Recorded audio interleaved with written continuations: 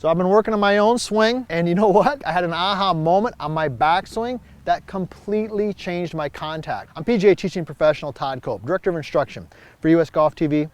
And yes, I also work on my game.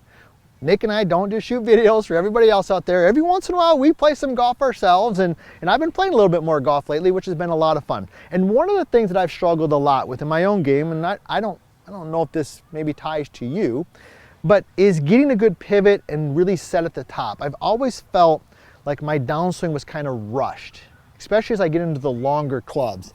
And I've been working a lot on that pivot. So let me dive right into it. Let me show you what I've been working on. So in my own golf swing, to help me get a better pivot and really understand where I'm at, I've been working a lot on changing of the knee flex.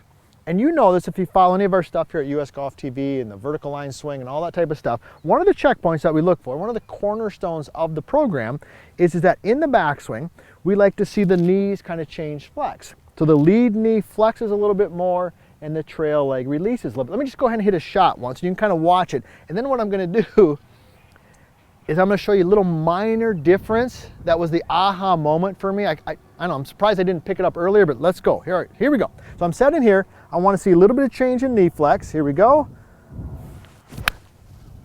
All right, I'll take that. That's solid.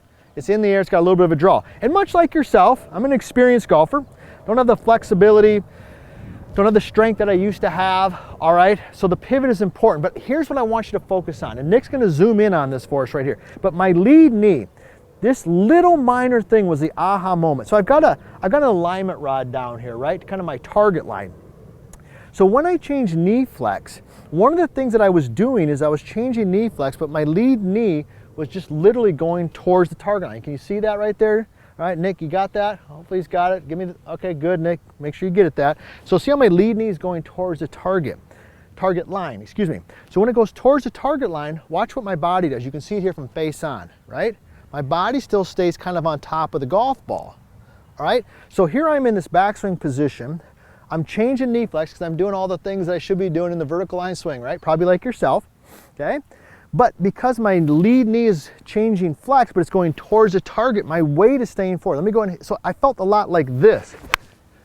You can see it was thin, and although my knee flex is changing and I'm turning my hips, my pivot is staying forward, which is killer when you get into longer clubs. It's okay for a pitching wedge, a 9-iron, things like that. But as you get into longer clubs, that is disaster. So here's just what dawned on me. I thought to myself, well, wait a second. I was watching some videos of my own swing. I thought, well, the lead knee can still flex and become more flex, but it can move in slightly. So let's do it here. You can see it from face on. Old, towards the target line. New, aha moment, down the target line. See the difference? It's just minor. Towards bad, down the target. Let me go ahead and hit one here. Let me just go ahead and hit one and see if you can see the difference.